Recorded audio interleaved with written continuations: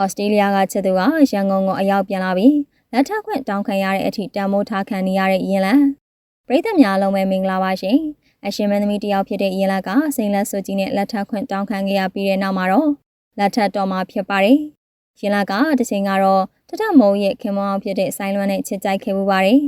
နည်းနည်းကြော်တွဲခဲ့ပြီးမြဲလေရင်လန်ကထားခဲ့ခံလိုက်ရပြီးအသေးတွေလည်း꿰ခဲ့ရပါတယ်ရှင်လကစကားတွေလည်းမရိုက်ဖြစ်တော့ပဲကျမကြီးကိုပဲခယူဆိုင်နေရတဲ့အချိန်မှာပူဇာရှင်နဲ့ဆုံသွားပါတယ်။အခုတော့ဆိုင်းလွမ်းကလည်းလက်ထပ်သွားပြီဖြစ်သလိုရှင်လည်းမကြခင်မှာလက်ထပ်တော့မှဖြစ်တဲ့အကြောင်းအားလုံးကိုအသိပေးလိုက်ပါတယ်။စိန်ပွင့်အကြီးကြီးပါဝင်တဲ့လက်စွပ်ကြီးကိုပြသလာခဲ့ပြီးလက်ထပ်တော့မှဖြစ်တဲ့အကြောင်းကိုပရိသတ်တွေကိုပြောပြလိုက်ပါတယ်။ရှင်လည်းနဲ့သူ့ရဲ့ချစ်သူကသူ့ကိုချစ်လွန်းလို့ဩစတြေးလျကနေကြောင်းတက်နေရင်ချစ်ခွင့်လာပန်ခဲ့ပါတယ်။သူထက်အသက်2နှစ်ငယ်တဲ့ချစ်သူက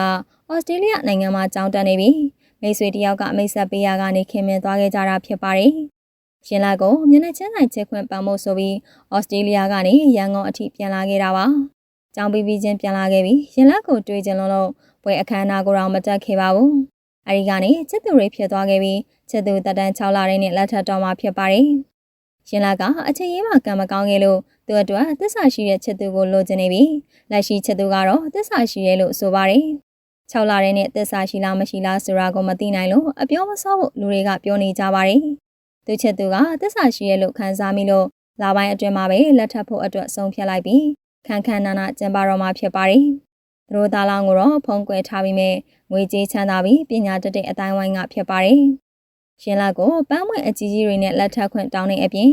လိုအပ်သမျှကိုလည်းအလိုလိုက်ပေးခဲ့ပါတယ်။ရီစာဟောင်းကထားခဲ့ပြီးမြဲရှင်လက်ကတော့ပိုးသားလုံးနဲ့လူတစ်ယောက်ကိုရွေးချယ်နိုင်ခဲ့ပါတယ်။ရှင်လက်ကအချိန်ရေးမှာအသေးကွဲရပြီးမြဲလဲဖိုးစာရှင်ကတော့ဩစတြေးလျကနေချက်ချင်းပြန်လာပြီးလက်ထပ်ခွင့်တောင်းတဲ့အထိအခြေခံခဲ့ရပါတယ်။6လတွဲခဲ့တဲ့ချစ်သူကသစ္စာရှိတဲ့အပြင်စိတ်လုံခြုံမှုပေးနိုင်တာကြောင့်လက်ထပ်တော့မဲ့ရင်လက်အပေါ်မှာဘလို့ထင်မြင်မိလဲဆိုတာကွန်မန့်မှာပြောပြခဲ့ကြပါအောင်ရှင်။